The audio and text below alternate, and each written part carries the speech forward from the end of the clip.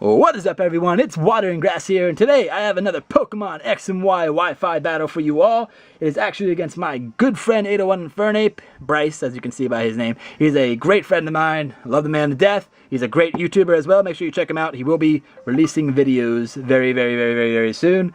Yeah, he took a little break, kind of like I did, but he'll be back. He'll be back, part of Team Sinnoh, of course. Now, this is a very good battle. Every time I battle 801Infernape, I have some of the best battles I've ever had, period. Now, as you can see by the team previews, we both have Nidokings, and that's going to be a huge factor in this match. You will see why when we start playing.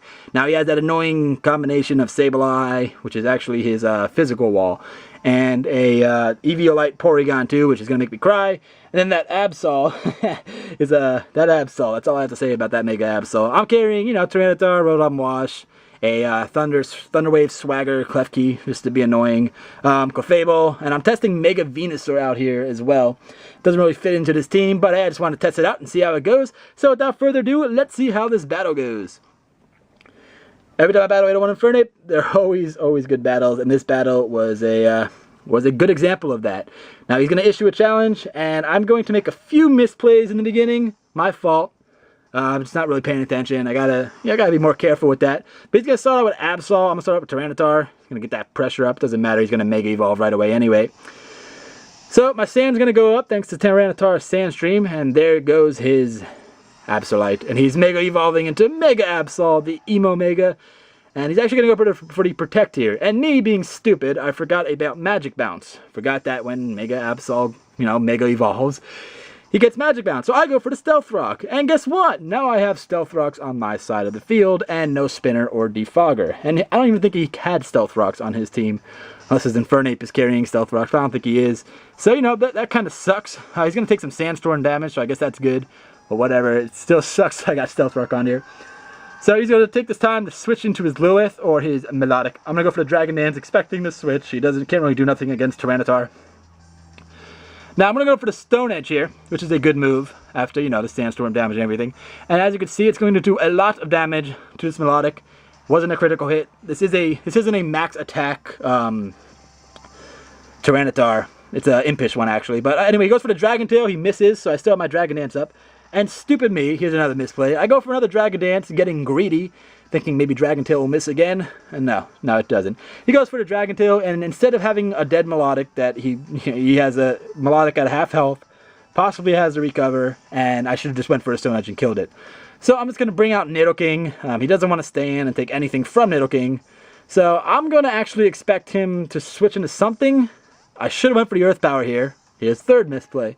But instead, I go for the Sludge Wave. And he brings in his own Nidoking, expecting the Thunderbolt probably. And it does, damage. That's all I can really say about it. I gotta switch out here. I don't want to risk a speed tie. So I know we have the same sets on these Nidokings because I actually gave him that Nidoking. I'm just going to go into Rotom, expecting the Earth Power. It's not going to do anything to Rotom because of the Levitate.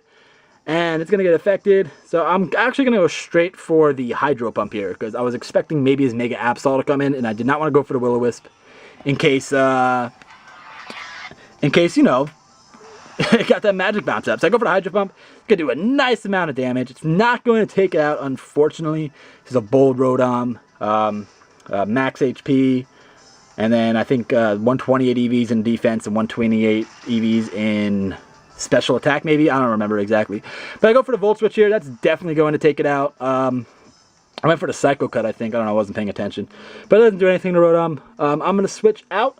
And I am actually going to switch out into Venusaur here. Now, I figured this might be a good chance to set up Venusaur. Now, it's a little bit of a different Mega Venusaur. I don't carry Synthesis. Instead, I have Giga Drain, Leech Seed, Sludge Bomb, which are kind of standard. But rather than like Sleep Powder or Synthesis, I actually bred Amnesia onto it because I figured I can make it even more of a specially defensive wall than it already is. He goes into Infernape. I'm going to stay in because I have the Thick Fat, so I'm not really afraid of it. And he's going to go for the Fire Punch. So it's actually going to do more damage than I expected. And I'm just going to go for the Sludge Bomb. It's not going to take him out, unfortunately. Almost, but not quite. I don't even get the poison.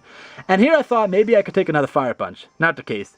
Mega Venusaur goes down, and already I am kind of screwed. I lost my Mega. Good thing is, he also lost his Mega. I can just go into Klefki here, And even though he can fire punch me, I am an impish Klefki. I know it can take even an Iron Fist fire punch because Klefki is a monster. But he's going to expect me to go for the Thunder Wave, which is exactly what I do. And he goes right into Nidoking. It's a good play on his part. I'm going to get my leftover recovery, so the stones, the Stealth Rocks didn't matter at that point.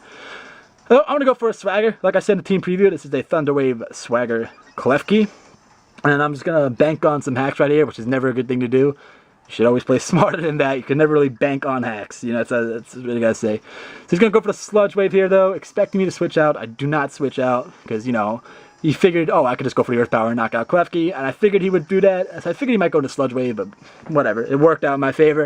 I'm gonna go back into Rotom at this point and hope that Nidoking gets hit in Confusion because, you know, I was pretty much going into Rotom for Death Fodder at this point, but he actually hits himself in Confusion, so it kind of works out in my favor. I know he has to switch, so I'm going to take this opportunity to go for the rest here after Porygon 2 traces my Levitate, which is actually very, very annoying.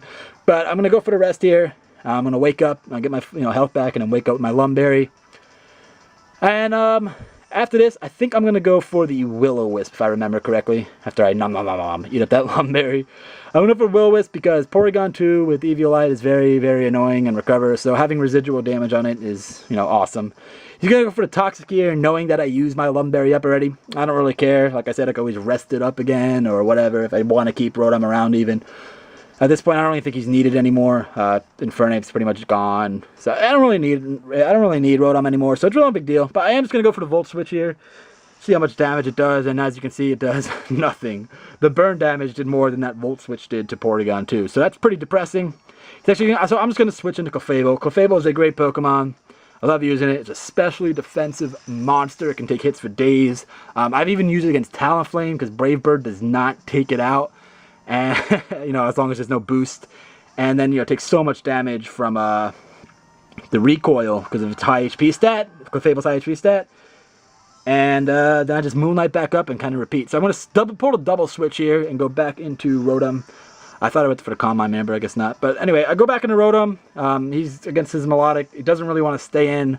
But I guess at this point, you know, doesn't really care. Expecting me to move. I expected him to go into possibly Nidoking or anything for that matter, Infernape. So I go for the Hydro Pump. And it misses. It really doesn't matter in the long run, but it is annoying. I could have went for... I didn't want to activate his Marvel Scale, so I didn't go for the Will-O-Wisp. I could have went for the Volt Switch, which would have been the better thing to do. But I did it. That Hydro Pump would have killed it, but like I said, he's just going to go for a Scald here. It is going to get a crit, but I mean, like... I think it gets a crit. Yeah, it gets a crit, but it doesn't matter. It's irrelevant. So anyway, I'm going to take this time to go for the rest, and he's just going to keep scalding, and at this point, Rotom's lifespan is not going to be, he's not going to be around too much longer. Goes for another Scald. Obviously, he doesn't want to sit here and Scald all day, so he's probably going to switch out. I'm just going to keep Rotom in here, because I don't really care. Rotom can sit in there all he wants. But nope, he's going to go for the Dragon Tail and phase me out. So, I'm going to go right into Tyranitar, because I know Tyranitar can easily take down this thing. I'm set up to Sand, get some residual damage for the Sand, and just have a jolly old time here. So, I know I can take a Scald, as long as he doesn't burn me, I feel alright. Good Dragon Tail, but it'd be pointless, because he's just going to die to the Sand anyway. So he's going to try to get as much damage as he wants here with the Sand. And I take this time to go for my Stealth Rocks, because I know I can take a Scald anyway.